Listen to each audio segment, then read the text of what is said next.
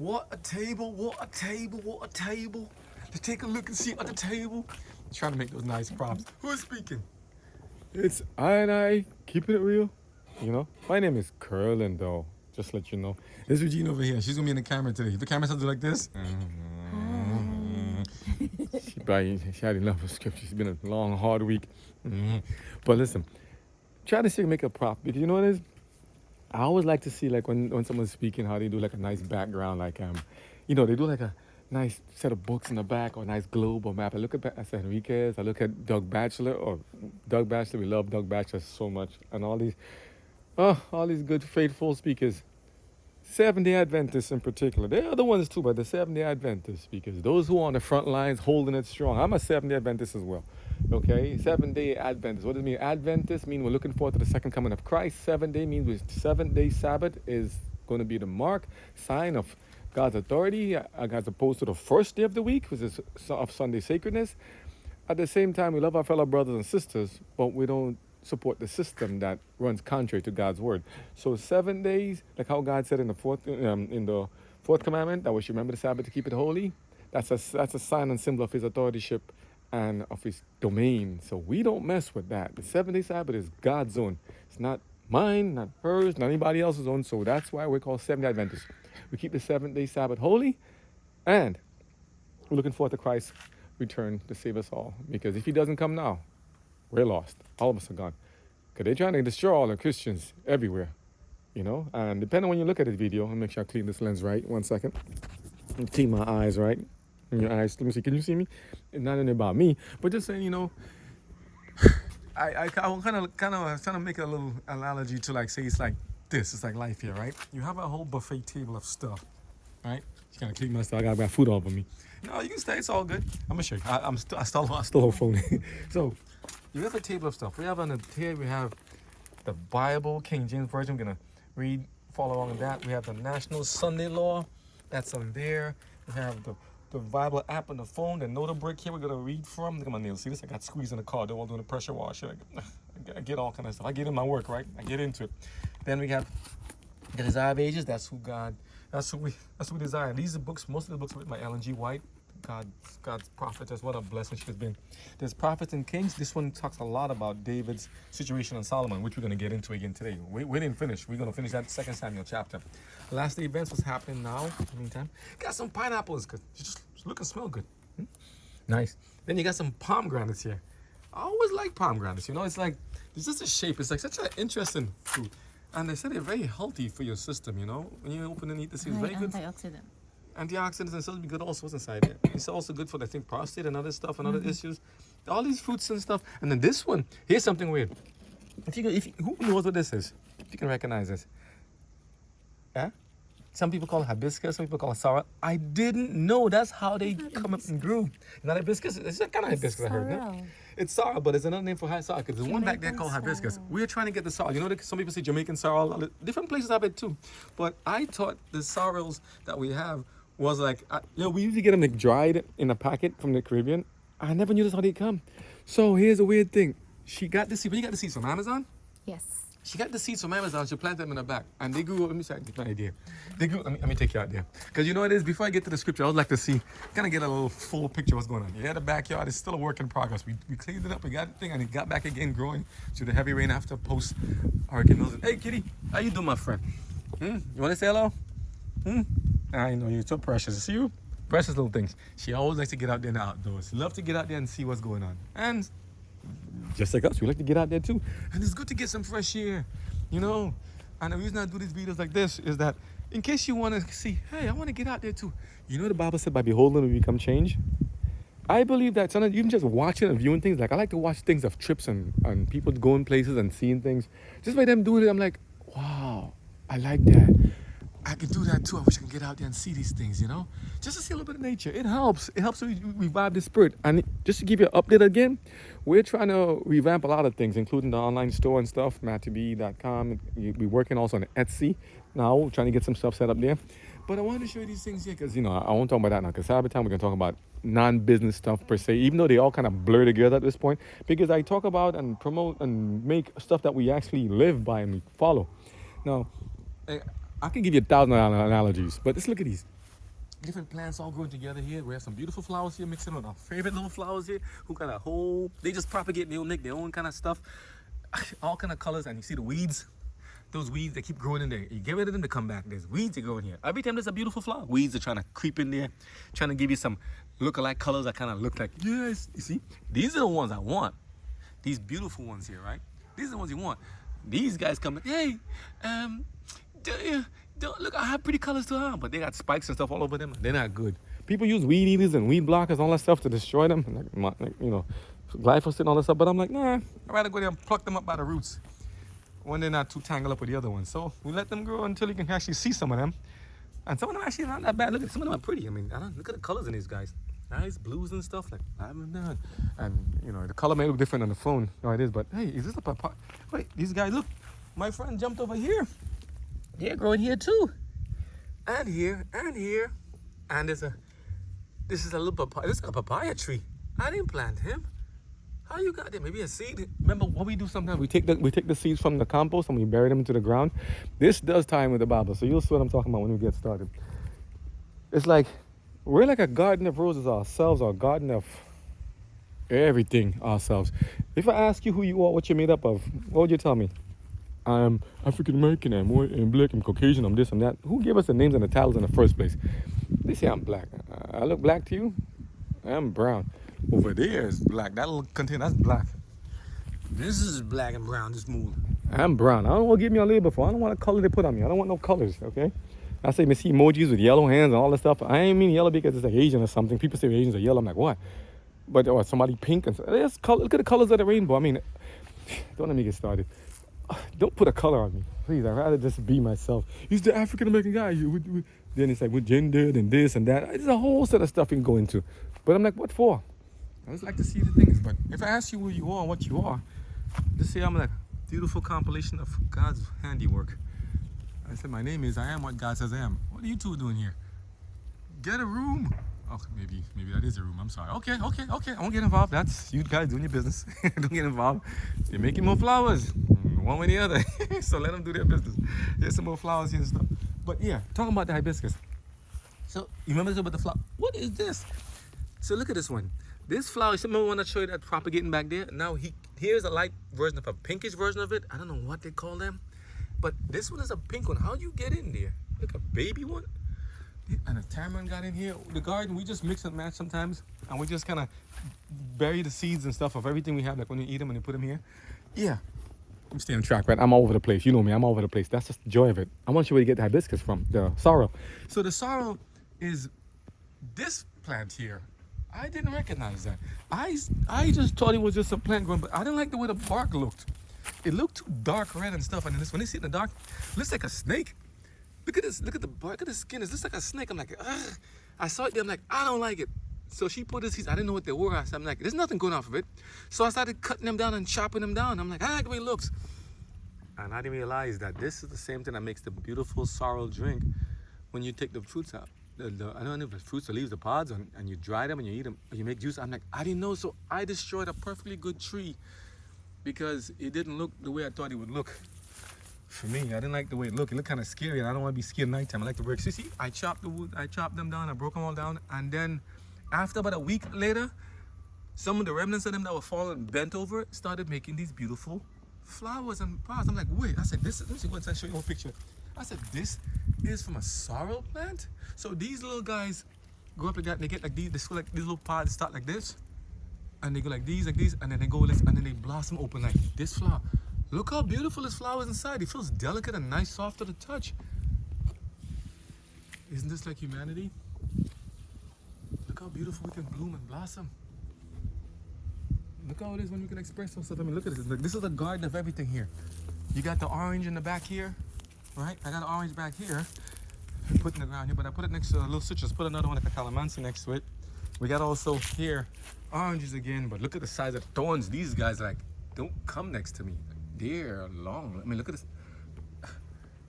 So I'm like, how to express this? Does this look like life to you? In the back, I see you got the pineapples. They grow steadily on their own without any intervention. Pretty much after you plant them, they take a lot of licking and they just keep going. chopped them by accident and while trying to weed or edge it back here, and I got cut by accident. This is supposed to be cassava in the back here.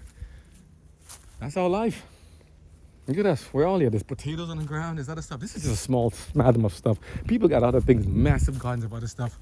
Went to one wonderful friend today. Hey, see here? I didn't plant this one, but he's planted in the seeds that we ate, and someone's crawling over the place. She showed us some stuff, and I'm like, wow, you really like gardening. It's beautiful plants she has at home. I'm like, it's so nice to see a nice garden in the backyard or a place. It just makes you feel like you're just relaxing, you know. And look, I didn't plant these guys, but I don't know how the papaya got here. He got here, they got here.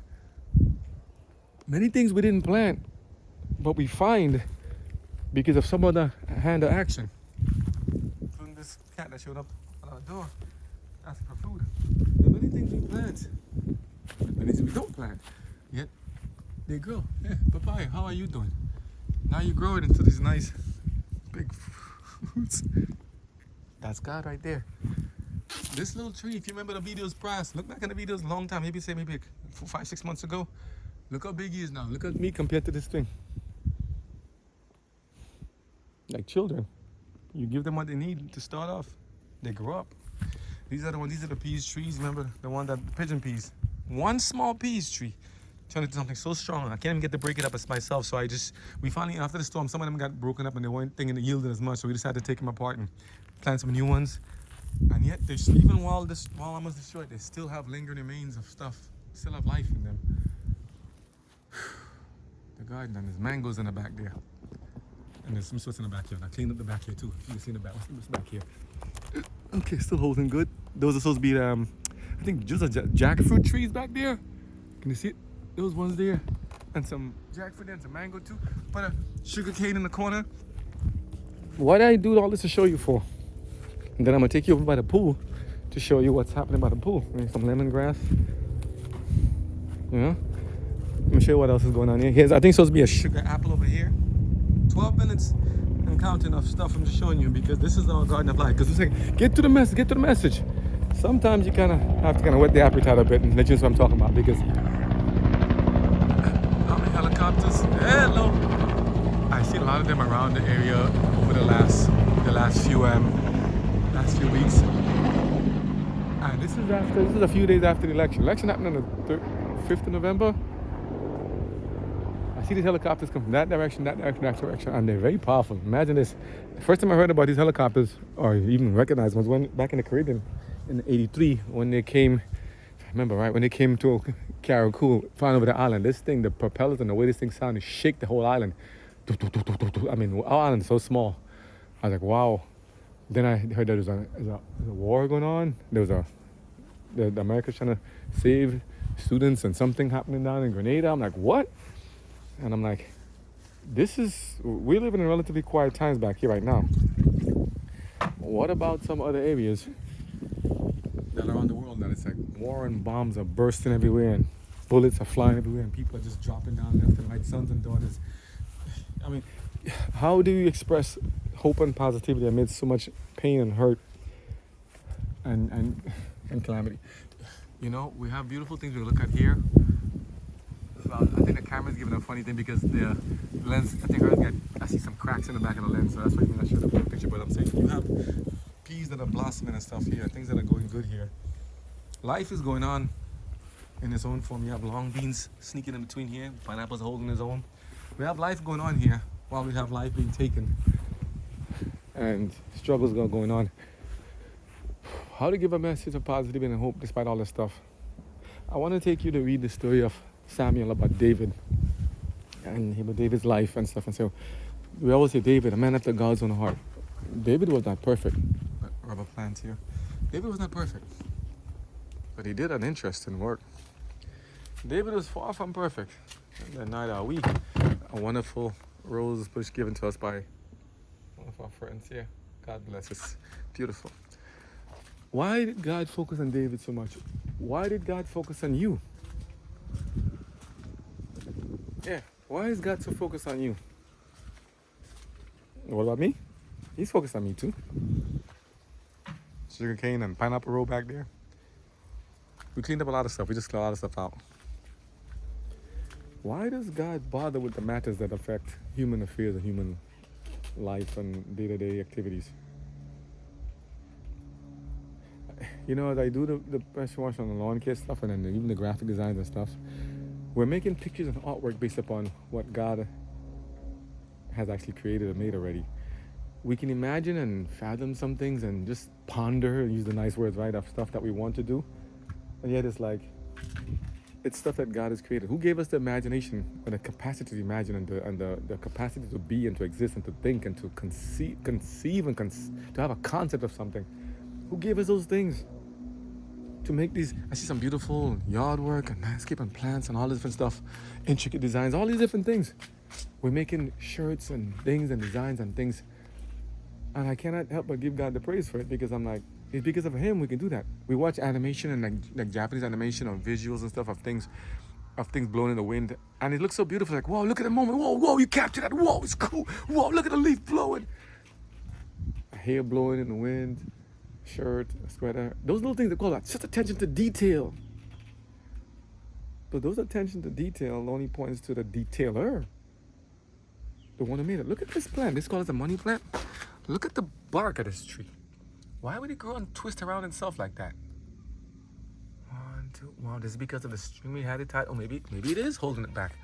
So you mean by having this thing? No, I didn't put it as a prop. By having this thing there, maybe it forced it to grow together. I don't know. But look at the imprint. It's like it's guarded on the side. Sorry, come. I don't know. Are you? Oh, I'm sorry. I didn't know. Oh, you wedged in there. Oh boy. So I don't know.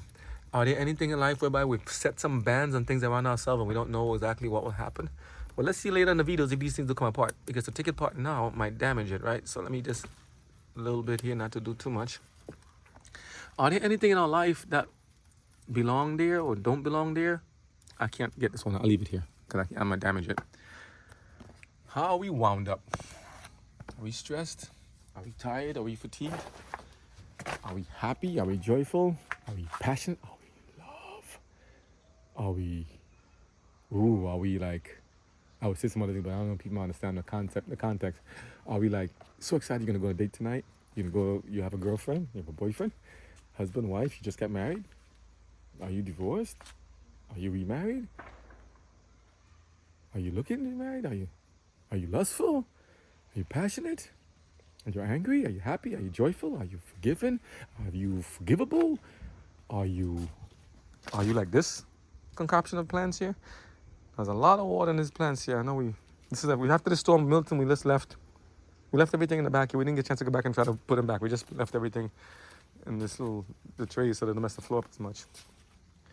Why are we showing you these things? Has to be a reason. He's just confused, stupid. No, there's Turkish figs back there also growing on the ground there. There's other stuff there. I'm gonna turn the pool on. Look at the pool. One point it's nice and clear water and clean. And next thing you know, I'm like, why is it so cloudy again? The algae, I gotta backwash it, clean it up. Human activity. Look at the ground. We power wash and pressure wash and make it nice and clean and white. It was nice and clean and white before. It was good. It was nice concrete. Now it's getting the yellow stains and other stuff there growing again. And I can look at this and be like, oh man, I gotta do some more heavy duty stuff. Oh, just by talking about the weeds before, don't use those weed killers and stuff, those things, spectracide, all that stuff. You know, I think they'll come back to haunt us later on. Let's do the natural way. Pluck them up if you can, or do natural means. Let's get some goats and some animals that eat them up and then keep it simple. Because those things, those chemicals, them will kill it. It'll get us. But the ground here, somebody said, this is dirty, it's messed up, it's no good. See the marks of the old plants? Like our lives, right? Where people once were. They once existed, and they once were there. Now, someone moved over there, but some are not viable anymore. Remember this one I had in the last video? He's slowly shriveled up and gone. What about the others? Didn't we say like garden, like life? What about this guy? He's holding on to stuff here. It's kind of dried in there now. Didn't we say like garden, like life? Are we shriveled up and ready to go? Are we almost at the point of 70, 80? How long are we going to live for? Another 5, 10, 15, 20 years? How much viability, how much life, how much vitality we have in us? When is our time? When is the clock? Not as a promo for the stuff for the store, but just letting you guys know, some of the designs we make in the store and stuff is about these kind of things. Kind of like an abstract way of saying, how much time do we really have and what are we going to do with the time that we do have? What have I done with the time that I've had so far? I'm almost 50. What is that? And these modern times, people are like 50. Oh, that's old, man. It's too old to hire, too old to do this, too old to do that. I'm like, what? I just finished watching. My son just showed me a thing of. They had a picture of Mike Tyson. I think doing a sparring match or stuff, boxing thing with somebody Logan. I'm not certain who it is, but I'm like, I grew up with Mike Tyson back in a time in Holyfield and everybody else there, and I'm like, he's in his 50s now. Many people I grew up with, 50s, 60s, 70s, Red Fox, all these people grew up with, they come and they're gone. What about Mandisa, singer, gospel? She's gone. Tina Turner, gone. Many people grew up with the actors. As a kid, I grew up thinking everybody was indestructible. Nobody would die. Making those movies of Die Hard. Robert Van Damme and Steven Seagal, all these people. I thought they grew up on Arnold Schwarzenegger and Terminator. I thought these guys making movies, they're like untouchables. I look at them now and I'm like, time has been kind to many of them. Time has not been to many of them. Not because time is like a thing that's like some force that's getting you, but just like our bodies decay and get older. And they slowly get messed up, They get moldy. Like this one here is looking to blossom, but some of them look moldy inside already. And I'm like, look at our life. Look at me. What do you see? See a guy just trying to make it happen, I'm trying. I'm working hard, trying to make it happen by the grace of God. But I cannot do it without you. I cannot do it without God. I can't do it without family, friends, and people, and positivity and optimism and help. I cannot do it without good soil. I cannot do it without peace, or a peaceful environment. I cannot do it if I have calamity and struggles and disasters around me. I need more than I have. Not to be greedy, but I know there's more out there, and because I desire more, it gives me hope and makes me work harder for it. I love to watch birds and stuff fly. I love to watch things happen and things surviving and things working. And yet we have to take life as it comes at us. And we come on, we blossom, we good, and then we disappear. We break off. We fall apart. Like there's a line of things you'll see says only human. Just to explain to you guys what it means. Maybe they say, what does it mean? If you subscribe to this channel, I Keeping It Real, it's pretty much you're seeing a little mix of things as I see them in this perspective. And I believe every human being has a different perspective. Again, not a promo for the store and everything. I was just saying that there's a reason why. I'm not saying it's celebrating Halloween. No, I don't support Halloween. But I want people to understand that we're just flesh and bones put together, ligaments and sinews. Now, when I say we're just, it don't mean it's like that's all we are. No, I mean that under the cover of that beautiful exterior, that beautiful girl, that beautiful guy, that handsome chap, that handsome girl, under all of that, rib structure, muscles, things, ligaments, structure. And yet something so simple and something so, some people say ugly looking, skeleton bones and skeletons and knee bones and joints and humors and femur and parietal and carpals and metacarpal, all these things. Look at what we can do. Look at what we have done so far. Look at what we're doing. So this is post-election. So Trump has been elected or selected. And life is going on still. What are we to expect? Bombs and bullets, riots, protests, people getting out, acting out themselves. And for those supposedly saying they're acting very Christian-like, they're out there doing a lot of violence to other people and to ideologies and to thoughts and stuff. And even just to see in the election, people just want to have a choice. They said, I want to have a choice. I don't choose my candidate. People are doing stuff to hide other people's campaign and to sabotage other people's campaign, other stuff going on there. Literally, people are acting very un-Christ-like in many ways, and yet they appear to be Christ-like and good people. There are ones out there who's just...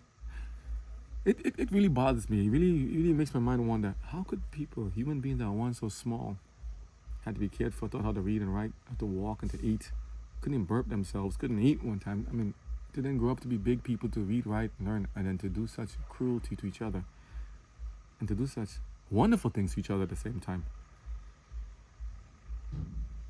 We have the capacity to do so much good and so much bad at the same time. Where should God end it? Should he just say, enough? Enough. Should Should he just say that? Or should he like let it go on? How much longer should he let it go on for? Should God just make an end to all of it? What should God do? Should God turn on the motor to make the pool clean up again? So like our life, right?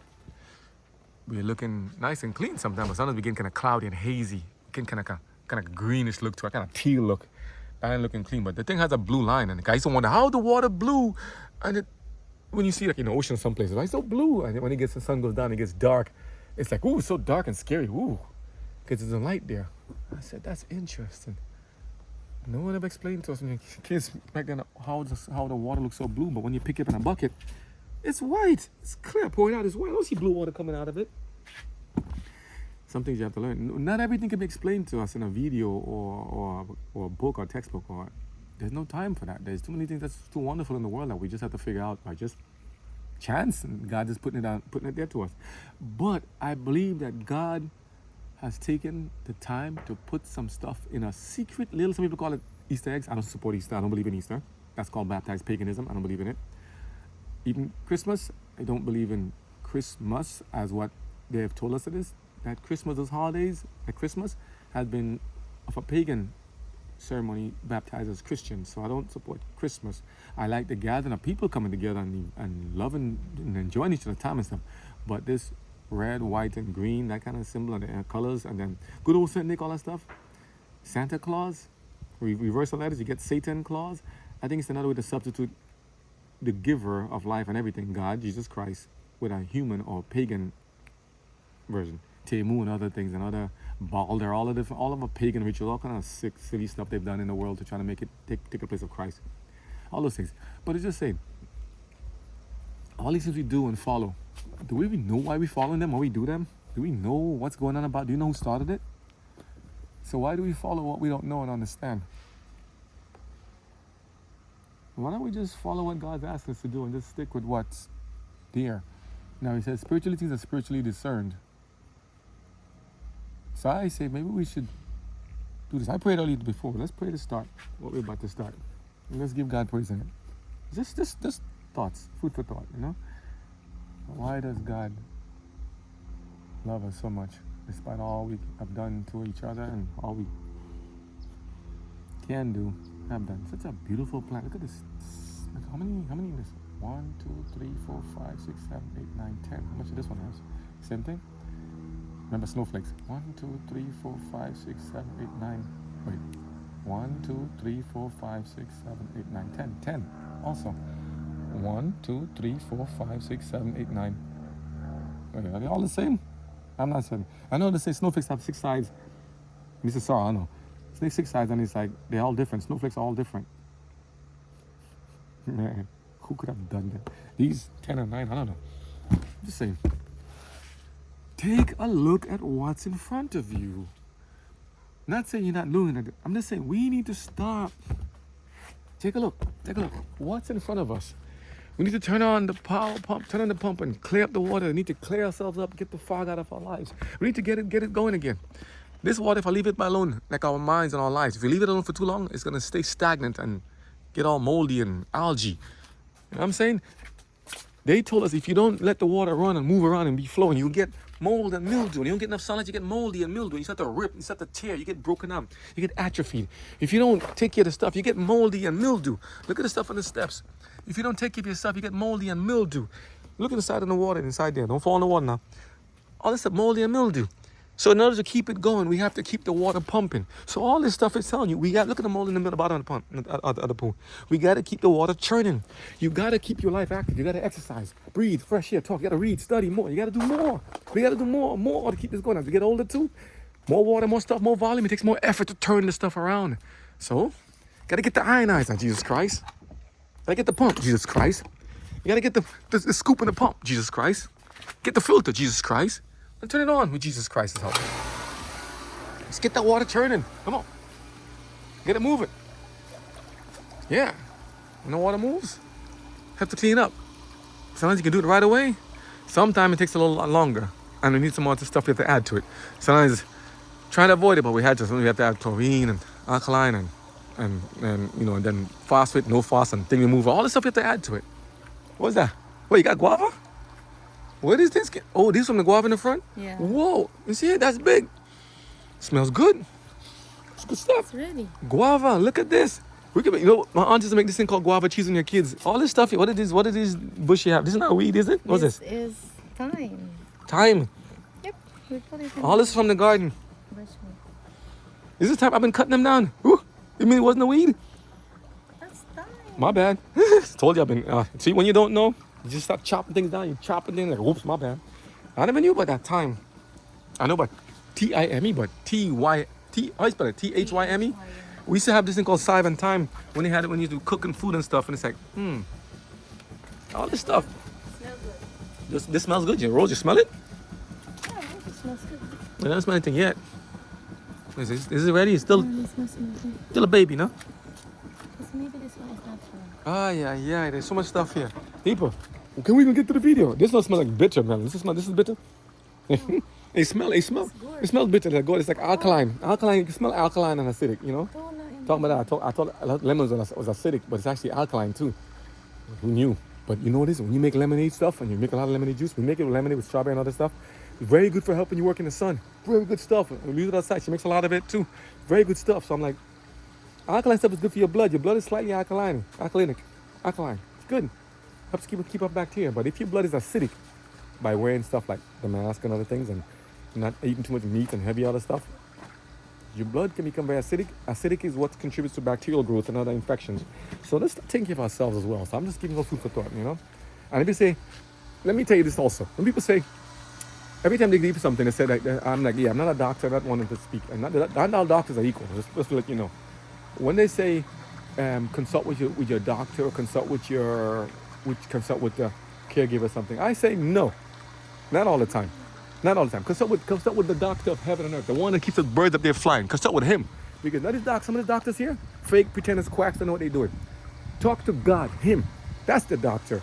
Talk to life, talk to nature, talk to the garden. That's your doctor. Because sometimes these doctors here tell you stuff, take as prescribed by your doctor, physician. Some of these doctors, when they put on their white lab coat, you believe, oh, it's good. So does the cosmetic industry and the Botox industry. Put on the lab coat, you think, oh, he's good, so I believe them. Next you know, you're sitting there, your lip is swollen like crazy, your body's messed up, and you're dying or dead somewhere. Many people trust their doctors and physicians to a lot of stuff to happen back in the past. They ain't lived to see the story after. So don't just trust your doctor. Trust God. Let him lead you to the one you need to see. Whichever person, individual, with a title of doctor or not doctor, will be the one to help you. Okay? So I say, eat right, live right, talk and give God praise. Him first and everything, and then you'll see the rest. But the thing we're talking about these doctors and medicines, talk to your provider, talk to your provider, talk to your provider. My provider is God, Jesus Christ. Okay? So I was letting you know. All these things we have here, all these things you see, the provider is Jesus Christ. That's my provider. That's your provider. Who we talk to is the provider, Jesus Christ. To have all this stuff, this bounty here with a little bit of stuff mixed in with everything to get this collage, that's Jesus Christ. Okay? Not this provider like Big Pharma is going to save me and something else. Again, post-election, what's going to happen? No one knows. Good and bad will happen. I guarantee you there's some drama coming. The glass is all chalky and messed up. But I'm just saying, don't talk to any provider other than God. That's your provider. So all this video is just telling you before, talk to that provider. The man, Jesus Christ. Talk to the provider, the one who makes this pineapple the way it is. The one who gives you all the details and the structure here. That's the provider you want to talk to. The one who can make all this thing work. The one who make it smell so good. Ooh, it smells sweet already. Ooh, that's the provider. It's nice and soft. Talk to that provider. He's just about to come. Yes, he is. Okay? We're going to get started in the next video. I just wanted to give you a little tidbit to say, talk to this provider. Because I'm like, this stuff looks good. Just look at the color of the array. There's no dyes and chemicals in it. Just natural. There's no pesticide, nothing. Just simply put it in the ground. Watch it grow. Let it grow on its own. Wow. That's the provider. So talk to that provider. Then we're gonna get to Samuel, okay? Quick tip. Look at it right here. This is what's the stuff inside the oatmeal? What do you have in there? I see raisins. What's the white stuff? Pine nuts? Mm-hmm. Pine nuts. What is the other stuff? What's the red stuff? Goji berries. Goji berries? Mm-hmm. Goji, all that good stuff. And some cranberries. All that good stuff. So you see, what is this? This is the table. It's a little table of bounty. Because it all goes together. I'm a product of who God has made me to be. I want to see. Everything goes together. You cannot not see God in everything. You cannot. How could you avoid him? Everything is here because of him. That's the joy. That's the joy. That's the. I can't express it enough to tell you that. It's like we cannot do anything outside of what God has given us. The moldy ground. It's a eyesore, but but it's also opportunity for job and work to clean it. We clean that because of the skills and ability God has given me to clean it up. Right? Others too. The grass that's growing in the back, it's a lot of work, but it's a job. The trees that are growing so big and lofty and needs to be pruned and maintained and cleaned and cut down sometimes, it's a job. Okay? It can fall in your house and crush and destroy everything, but it can also be a way to provide food and sustenance for someone to live and eat. It's also shelter when it's hot and sunny. I mean, read Proverbs and Ecclesiastes. Everything is created for a purpose. The birds in the air, everything is created for a purpose. I mean, where's this guy flying? He's like, so beautiful. Look how majestic. Look how beautifully he flies. Let me catch him good. I mean, I can go on forever and tell you this stuff. It's just like, where is he? Yeah, hiding behind it. He's up there, high in the sky. I'm saying everything has a time and purpose and place. And even just this, you watching the video now, how long will it be on for? I don't know. When is this video put on for? Who knows? Why I make this video? Because God's waiting to come out. And what you can do about it, I don't know. Even the spider getting involved. I'm gonna take you later, man. I don't like you going back here because you have a purpose, but I don't know if you might bite or something. So I gotta take you so nobody walking to you and get stung, or bitten by a spider. But just say it in general. Life is beautiful and wonderful as it is. We gotta take time to kind of look at the details. Slow it down, and take time. Don't stay stagnant. You gotta make some ripples every now and then. Gotta turn the water, gotta move stuff along, gotta move your body, exercise, gotta move some stuff.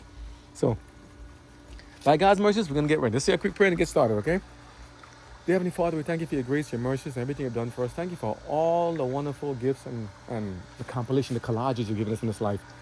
Who knew this would be like this? Who knew it'd be so wonderful? And the backdrop of so much things happening around the world. Lord, only you. We just want to say thank you for all you've done. Thank you for the time to take a break, to relax, and just open your word and to share your word with each other and with just anyone willing to hear. Thank you for your love and goodness unto us, Lord. We ask you to please help us and guide us and help us to give you praise and everything. And help us as we study your word, Lord, in 2 Samuel, 1st and 2 Samuel to study about David. And we take this message to heart and learn and apply them to see what is it about David you love so much. Let us see. Thank you, Lord. Just let me pray. Amen. What do you want to talk about? Let me show you real quick in David. Just let you guys know, because this is part 10, a little brief intermission. We're going to go to David. It's Old Testament, right? King James Version.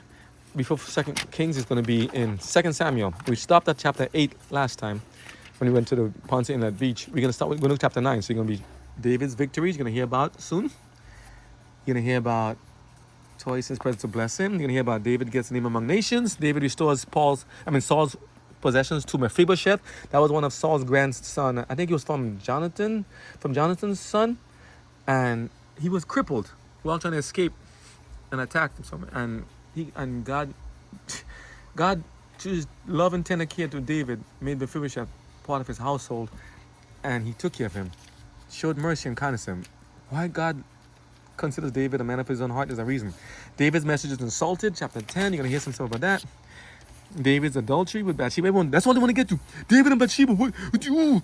And the sad, tragic killing of Uriah, the one who came and trusted in David, and about the soldiers trying to help and he had one wife trying to help and do the right thing, but David, in his own passions and other things, took his eyes off of God and did something unthinkable. Joab, the one who betrayed David in many ways, did some other stuff too. It's a lot of stuff, but they knew and they covered up the story. They knew what was going on, but they didn't say nothing. They kept quiet because, keep quiet to the king. You don't tell my secrets, I don't tell your secrets. No, not with God. God will blow it up. God finally answers to David. Nathan rebukes David, right? David said sorry for everything that happened. God considered mercy on him and showed mercy to him. Then the birth of Solomon came. Then Amnon's crime. What happened to Amnon? Something happened. Somebody's daughter got raped. Somebody's daughter got attacked. Somebody's daughter got treated badly. One of David's. By one of his sons. Different parents. Different moms. And somebody said, David, you didn't do what you're supposed to as king. You're supposed to have a strong effect and help them. But David was, I believe, hampered by his own fallings and faults of the past, that he couldn't be as effective as he was going forward. And his other sons decided to take things into his own hands. So Amnon did a crime. Absalom slays Amnon. You talk about stories of Bible, of things that we need to learn for character building and about life and death and things. You need to see the Bible. This is serious stuff here. The wives went up to Tekoa. People, David took many rebukes, many things happened. This is just the early chapters. Goes up to chapter 24. Absalom conspires against his own father David now. So the insurrection by the son against the father, even to sleep with some of David's wives, concubines. Stuff you don't know about, man. This is up. David's flight had to leave. because Absalom's going to kill all of them. What possessed Absalom to do that? By trying to take justice in his own hands?